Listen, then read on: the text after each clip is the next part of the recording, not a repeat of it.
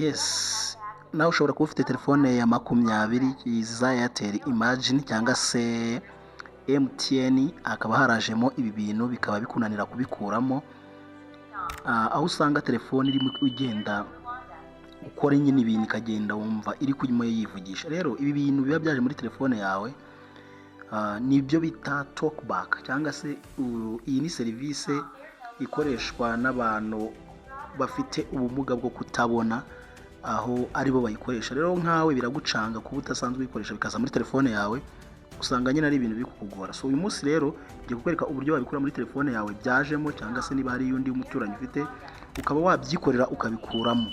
So nguhaye ikaze rero, kanda subscribe mwereke uburyo tubikuramo muri smartphone zacu. Icya mbere ugomba kumenya, kugira ngo ubikuremo ugomba gukoresha izi ntoki ebyiri.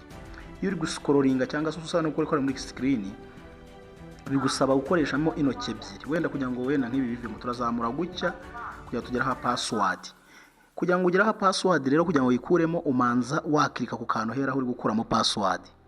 Dore naka ngaka ngewe ugakakirikaho mpaka bikunze. Yes, none iyo bimaze gukunda uhita uza ugatangiraho ukayikuramo nk'ibisanzwe, nta kiba kigoranye kiba kirimo.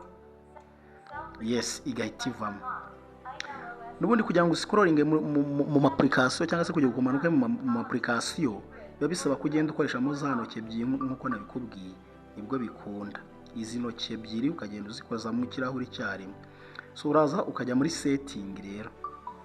So mwibutsa rero niba utarakanda subscribe yikande kugira ngo mwereke uko bikorwa, kuko ibi ni ibibazo bibangamira abantu. Uraza ugafungura setting yawe ukayikirikaho kabiri wihuta. Noneho nayo iyo uri gukirikamo bisaba kutwaramo intoki ebyiri kugira ngo bikunde, kugira ngo nyine ugende ukirika.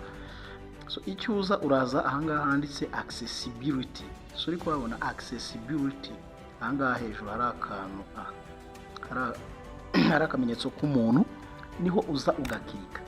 Then iyo hakiritse ugakanda accessibility, yes, ukongera ugakirikamo inshuro ebyiri kugira ngo winjiremo. Yes, noneho urabona hari hasi handitse ngo talkback. Ahangaha ndimo nkora niho uza uri bukirike. Uraza, yes, nibigusaba niba uri kubona iyi video igufashije, kanda subscribe, like na comment tubwira ko byakunze. Yes, ugakirika ahangaha handitse talkback.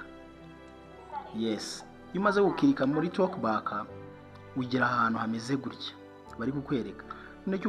Iyo dushaka kubigira ni ukubikuramo nyine telefone yacu igaguma gukora mu buryo busanzwe, apana bwa buryo bw'abafite ubumuga bwo kutumva. Nibo ubundi bayikoresha bwo kutumva, bwo kutabona imini. Yes, noneho uraza ugahita ureba ahangaha handitse use talkback, ukahafunga. Waba hafunguye. Yes, ukakirika kabiri kuko biba bigenda byanga, urongera ukahakirika.